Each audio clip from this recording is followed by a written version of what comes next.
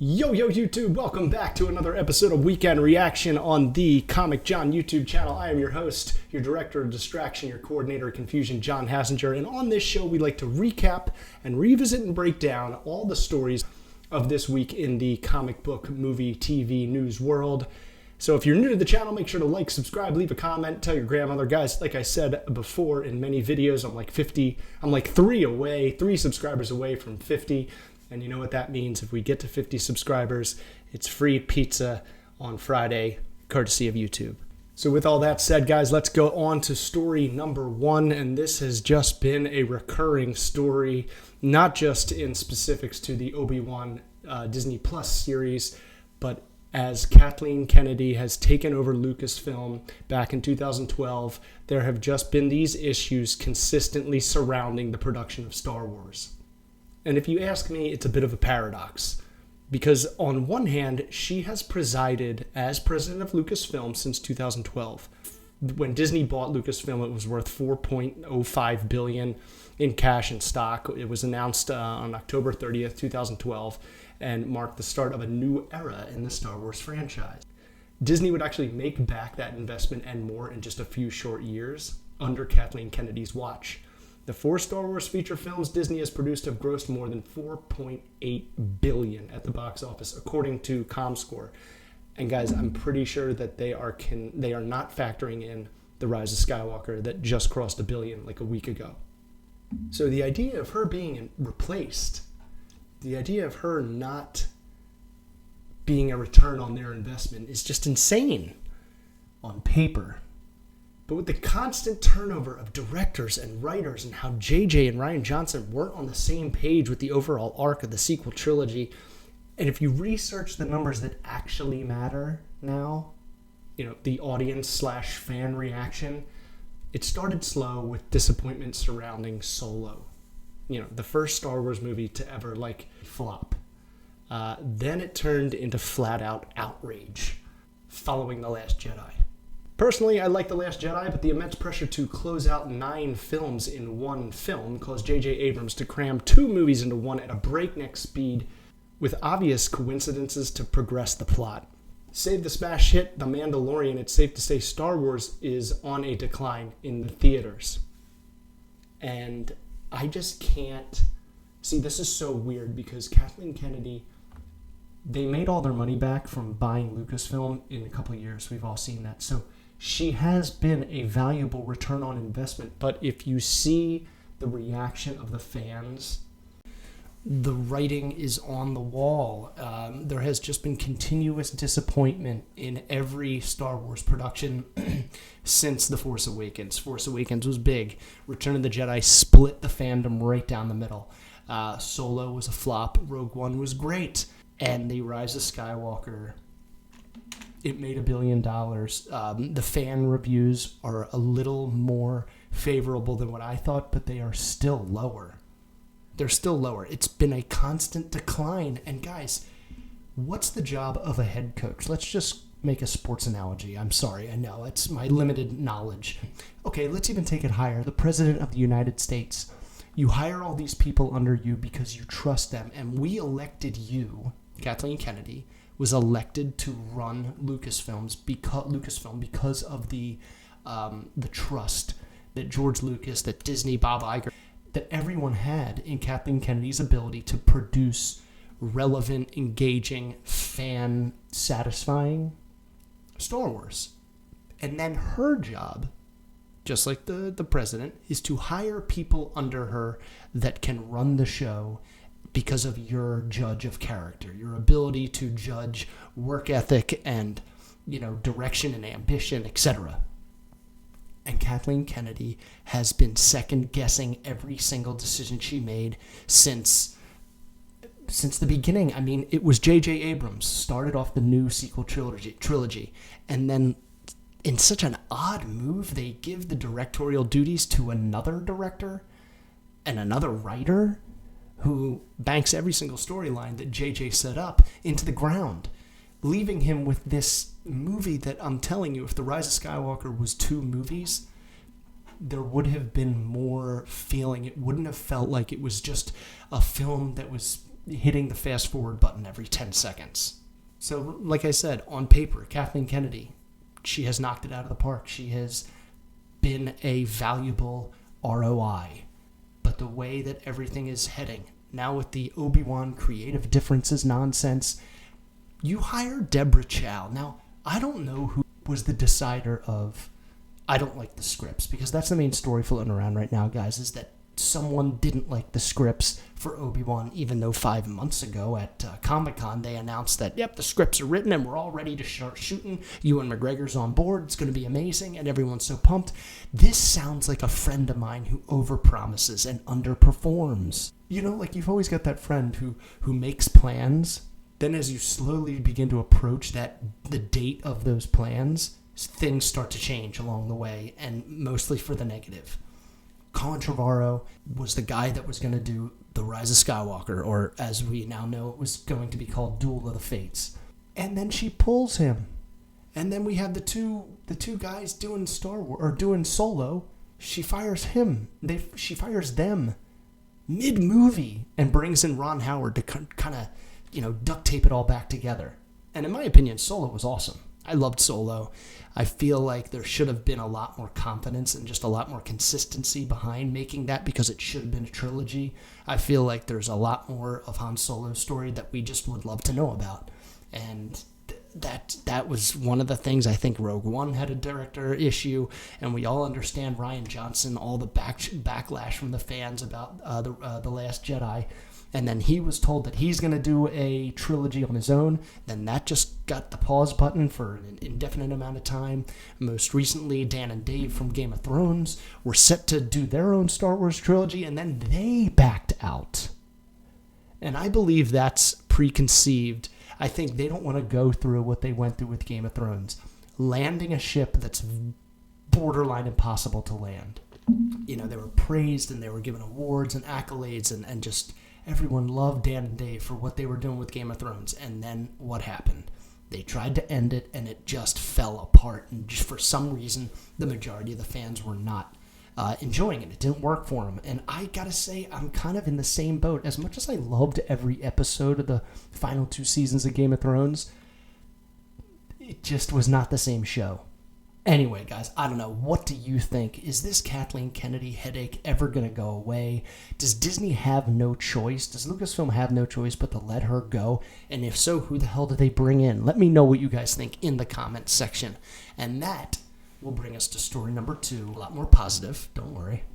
We kind of go up and down here on this show. Good news, bad news, good news, bad news. But for the rest of the show, mostly going to be good news, like the announcement that Captain Marvel 2 has started production, and it is to include a big cast of major MCU players.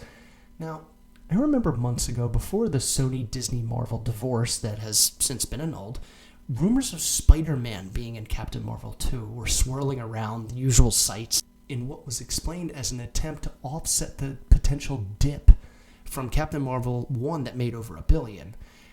But there was all this backlash from, butthurt dorks that for some reason have something against Brie Larson playing Captain Marvel and boycotting, even though it made $1 billion. It wasn't much of an effective boycott, but it's there. The word is out there, and if it's out there on the internet, then these producers, for some reason, get a little worried. So the idea was to bring in beloved MCU established characters, for example, Peter Parker. But who else? I mean, we obviously know Monica Rambeau is going to be in it, but I know the new Disney-Sony deal includes 2 Spider-Man solo movies and possible appearances in crossover films. But why would Spider-Man join Captain Marvel? I don't know much about their history. Maybe someone can fill me in. Does Spider-Man and Captain Marvel have a big history in the comics? I feel like Civil War II, the comic book Civil War II, there was something in there that may have happened. I haven't purchased that comic book yet. I got regular Civil War over there. Captain Marvel isn't even in it, so I feel like because of what went down in the comics between Spider-Man and Iron Man in the original Civil War comic, that Civil War II, since Carol Danvers is on the cover, her and Spider-Man may have some sort of relationship there. What do you guys think? Is this something that we're getting too excited about, because the rumors are pretty legit that there's going to be more characters in this Captain Marvel movie. It's not just going to be her and Nick Fury and Agent Coulson. It's going to be major heroes that are going to be in the movie, but we have no idea who. We have no inkling on who the villain is. So let me know what you guys think in the comments. What should we look forward to as possible team-ups in Captain Marvel 2? And who's going to be the villain? I mean, I have no clue. Again, Captain Marvel, I don't know much about her. Marvel kind of introduced her when I was in a stage where I wasn't reading a lot of comic books, but I love Brie Larson's version of her. I love the first movie. It was so good. And I just can't wait for the next one. But it seems like this next one is going to be a big deal, much like Doctor Strange in the Multiverse of Madness. It's going to be like another mini crossover, kind of like a Captain America's Civil War. Up next, guys, Kevin Feige and Patrick Stewart, a.k.a. Professor X, a.k.a. Jean-Luc Picard. They met up. They had a meeting. And I feel like this was Kevin Feige begging Patrick Stewart to be part of the MCU as Professor X, to usher in the X-Men. And we're going to get to that in just a little bit, guys. I'm going to take a real quick break. For you, it'll seem like a split second, but for me, it's going to be a couple hours. I have a baby sleeping in the next room, so I got to kind of keep it down for a little bit. But it's not like I can record these when she's awake, so hopefully I'll get this done tonight, guys, and I may be with different lighting in about 3, 2, 1. And I'm back. During the time, guys, that I took that little break, I just heard about the news of Kobe Bryant. In my opinion, the second greatest basketball player of all time, was killed in a helicopter crash, including his 13-year-old daughter and her teammate. They were on their way to a basketball tournament. That is just terrible, terrible, huge loss as a whole. He was just a great guy, only 41 years old. He was in the NBA for 20 years, but we all remember he started when he was 18, coming out of Lower Merion High School in Philadelphia, where I grew up. So yeah, Kobe, I have been watching him since he was like 12, and there was a long period of time where I could not stand him because of how good he was, and he wasn't on the Sixers. And then it just got to a point where I was like, I'm just so tired of ignoring greatness and denying greatness, because Kobe is unbelievable. I mean, he scored 81 points in one game. I'm just, it's terrible. It's horrible. We're missing out. I feel like Kobe had a lot more to go, a lot more to do in this life, and a lot more to contribute or give back, and we missed on it. So just a few more topics. Obviously, we all saw Kevin Feige and Patrick Stewart had some sort of secret meeting to discuss the MCU and his possible involvement as Professor X from the X-Men franchise as a way to bring in the mutants and the X-Men into the MCU. Here's the deal. It was Patrick Stewart and Hugh Jackman together for the entire filming of the movie Logan, which is arguably, actually, I don't even know if it's arguably now, it is the best X-Men movie in the whole run that they've had recently from, the last 20 years. And it was only them two. There weren't any other real main characters that had been in the previous movies in Logan. It was those two together, and they created this, this bond making this movie. And then the fact that it was a huge hit, it was well received with critics and fans.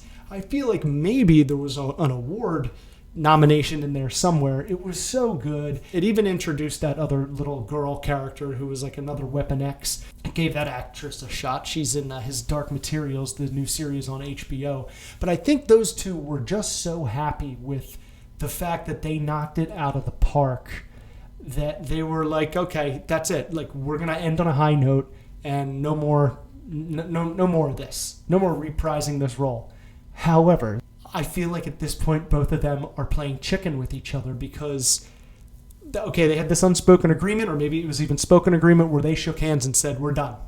That's it. Logan is the perfect ending to these character stories that we've played now for like 20 years. With all the rumors surrounding Hugh Jackman and Wolverine and Deadpool 3, and now Kevin Feige obviously apparently had or has huge plans, or one of his, Feige's probably got 9 or 10 different plans on how to bring in the X-Men. But if he could have grabbed Patrick Stewart for Professor X for a scene, a couple scenes. Hey, and maybe they even work that out. Maybe Feige shows up with a whole bunch of different options. He just has like a little tiny cameo, and then they get James McAvoy. They have McAvoy come in and reprise the role as Professor X from the past. Or is he from the future? I gotta go back and rewatch the whole X-Men thing because it was great, but I've only watched it from start to finish all the way through once. So I feel like I need to do that again. Otherwise, I'm kind of doing a disservice to you guys. My theory on the whole Patrick Stewart, Kevin Feige meeting is Feige just throwing him a bone. What do you think of this? Can you take whatever I'm offering you and throw it back to me in a way that somehow involves you in the MCU? Big or small. I think it's going to be awesome, guys, either way. I don't think they would have announced this if nothing will come of it. I do expect Patrick Stewart to show up in a tiny, tiny amount in the MCU. Moving on, guys, to our final topic of tonight, and this is just incredible because it's going to bleed in to the first time watching. We're going to close out the Matrix trilogy, and it's perfect timing because now rumors are starting to swirl around production and pre-production from a couple months ago around Matrix 4, the fourth installment of the Matrix franchise. Now it's no longer going to be considered a trilogy. It will have 4 films, which usually tends to lead to 5 and 6 and 7 and 8, unless, you're Christopher Reeve's Superman. So the Matrix 4, okay. Part 1. Agent Smith, one of the greatest villains in film history. And as an outsider who didn't watch The Matrix but knew all about it, I mean, it's hard to avoid in pop culture, but as someone who I just kind of was like, if they're going to compare that guy with Darth Vader and with Thanos and all these other great villains, the Joker, I felt like that was a little overstepping until I went back and, as you've seen in my previous videos, and if you haven't, make sure you go and check out First Time Watching. It's an awesome show. Me and my buddy CJ and Andrew, we started it because our friend CJ, who's from Nicaragua, has never seen Star Wars. Then The Mandalorian came out, and he watched all of the Star Wars films in the machete order. If you don't know what that is, look it up. It's kind of a twisted up chronological order to watch the films. The prequels, the original trilogy, and then obviously the sequels leading up to Rise of Skywalker. So we did all those movies, and in that show I mentioned I've never watched The Matrix, and CJ's favorite movies of all time are The Matrix, so I went back, I've watched them all, and Agent Smith is without a doubt one of the greatest villains in film ever, and him not being in Matrix 4, I think, is the smartest move, because you risk overdoing it. You risk watering him down. You risk depleting his value, and you risk losing the mythology. That's the thing with Darth Vader. Okay, what Rogue One did, that was probably the only thing they could have done. Otherwise, you risk overdoing it. You risk watering down the mythos, the mythology, the lore around the character. You leave the imagination alone, and you don't put more in that could deplete what we all remember. So I think not having him in Matrix 4 is a genius idea. The second part, number 2, of the whole Matrix 4 news and rumors that are leaking and squeaking out, Keanu Reeves might not be Neo. Now just let that sit. Now, does that mean he might not be Neo? Or he might not just be Neo? Like, he could be 2 different characters? He could be he could be the villain. He could be the villain of the whole thing, which, in my opinion, is the only way you go in this tale. He has to be the villain. And I don't want a good guy Neo popping up at the end. Trinity's dead. Neo's dead. Here is the evil version. The cybernetically enhanced, brought back to life Frankenstein version of Neo, who's basically an Ultron. He's Iron Man, he's Jarvis, he's the suit, he's everything all mixed into one. And are we going to get another version of the Matrix? Now, back to the Agent Smith news. The actor who plays him, whose name, of course, I didn't research before I did this, so I don't have his name free at hand. He played the Red Skull in Captain America, First Avenger. He kind of told this story that sounds like the Wachowski siblings maybe strung him along, or maybe they had two different ideas. First, they reach out to him. They say, hey, can you do it? And he goes, my scheduling's pretty bad, but there's no way I'm not doing it. Let me figure out the scheduling thing. So then the Wachowskis got back to him, and they were like, well, you know what? You work on your schedule. We'll work on ours, and we'll figure this out. And I guarantee you, in that meantime, when the actor playing Agent Smith was not signing this other thing that he was scheduled to do, he was waiting for the Wachowskis to figure out the schedule. They just told him, hey, never mind, we're going to do the movie. Agent Smith isn't going to be in it. So they obviously had to have two different ideas based on if actors could do it or not. A lot of it, I think, had to rely on Keanu Reeves accepting and saying that he would do it. Yeah, because he's the Rocky of the Matrix. You can't do the Matrix without Keanu. And then there's this feeling like, well, wait a second. If Keanu's in it, then Agent Smith has to be in it because they're two sides of the same coin. They're the positive and negative. They're the positive and negative. That's what they are. So they were most likely thinking, if we can't get one of them, then whoever we can get will play the opposite of what they were in the original trilogy, which leads me to believe that Keanu, he said yes. There was scheduling nonsense, and as time dragged on, the Wachowskis probably just started writing in the direction of, we're not going to have him, we're not going to have Agent Smith, so we need to do all this twisting and turning to Neo's character, or to whoever Keanu is playing, and got so far along that by the time the actor playing Agent Smith was like, hey, just give me the go-ahead, they were like, yeah, you can just go away. Not that mean, but it really does feel like they kind of dragged him along, and he was ready and willing to, alter and adapt his schedule to theirs. And then at the end of the day, they said no. However, like I said, I think it's a great idea. What do you guys think? Should agents? How can you make the Matrix without Agent Smith? Or could you only have made a new Matrix without him? Now, the Merovingian, remember the French guy, the guy who at one point was Neo, but just decided not to be Neo and just stayed in the Matrix and is just causing chaos in there, like a little troll. He's basically an internet troll. It's like what he is.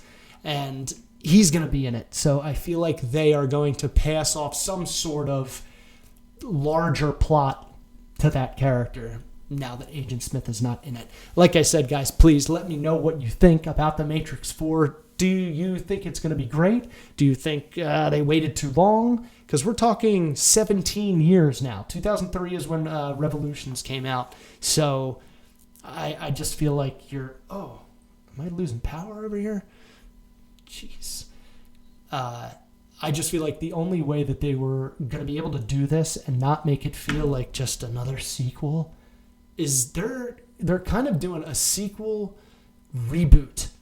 Because if Keanu's not the same character, if Trinity isn't in it, and if Agent Smith isn't there, this is a whole new Matrix that we're getting. And I think it's going to be awesome now that I am like all caught up and it's all just fresh in my brain. And they left it open at the end. If you remember, the last scene in Matrix Revolutions was the Architect and the Oracle kind of saying like, well, this isn't going to last forever, this peace. So I think that's where they're going. I think it's going to be so good. I'm excited. Are you guys excited? Or are they dropping the ball? Are the Wachowski siblings dropping the ball here by, I guess, getting antsy with the scheduling of the actor who plays Agent Smith? And they knee-jerked and went a different direction. I have no idea. What do you guys think? If you know more than I do, as always, please let me know, because a lot of people do know a lot more than I do. Finally, guys, we're going to do two little bonus topics that I'm just going to throw out there. I'm not really going to get into any of them. I'm just going to throw them out there, and I want to hear what you guys have to say. I will respond to and read on on next week's Weekend Reaction. That's kind of my plan here, to carry over answers and theories from, this week's news and apply it to next week's news as kind of a bonus section. So here we go. Dr. Dolittle bombs at the box office. It's funny that the title of this movie is just Dolittle, because that's exactly what it did little. Does this mean RDJ will return as Iron Man faster than expected? What do you guys think? And number 2, Clone Wars Season 7 trailer theories. Is Darth Maul and Ahsoka, are they going to go at it? And is this how Ahsoka dies? Let me know, guys. Like I said earlier in the video, please don't forget to subscribe, like, leave a comment. Tell your grandmom I'm like 2 or 3 subscribers away from 50. So please help me get to 50. And then we're going to get to 100, 1,000, 10,000, a million. I love you. Bye. Oh, hey.